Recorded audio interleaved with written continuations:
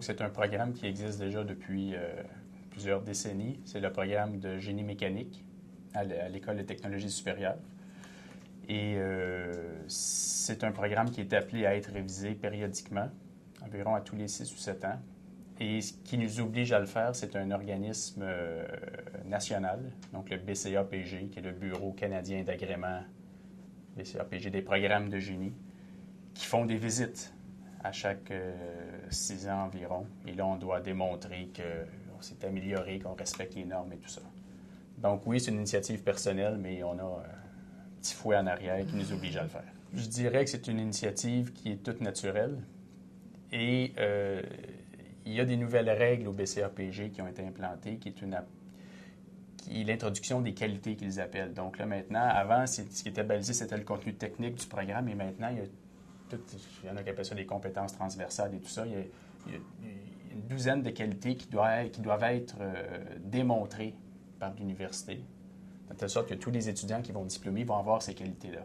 Et ces qualités-là ne peuvent pas... C'est des qualités comme, par exemple, le travail en équipe est une des qualités. Ce n'est pas quelque chose que tu vas enseigner seulement dans un cours. C'est quelque chose que tu dois démontrer l'évolution dans le programme. Et ça fait en sorte que tu ne peux pas faire que de l'approche cours par cours. Tu dois forcément déployer ça sur tout un programme.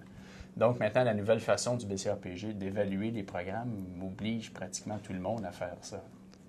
Oui, et il y a une autre composante aussi. Donc ça, c'est une partie de la norme d'agrément. Il y a un autre nouvel article où on doit faire la démonstration qu'on a mis en place un processus d'amélioration continue.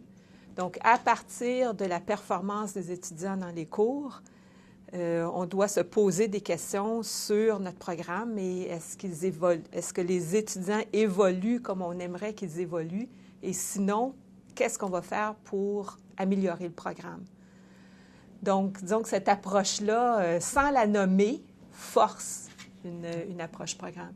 Puis peut-être qu'en complément aussi, on devrait dire qu'en génie, c'est presque implicite d'utiliser une approche programme parce que tout est lié. Donc, et il y a vraiment une progression dans la connaissance, aussi dans les connaissances. Donc, on doit faire certaines choses dans un certain ordre. Donc, il n'y a aucun cours de génie qui n'a pas une chaîne de prérequis. C'est partout comme ça, mais disons que là, c'est plus formalisé.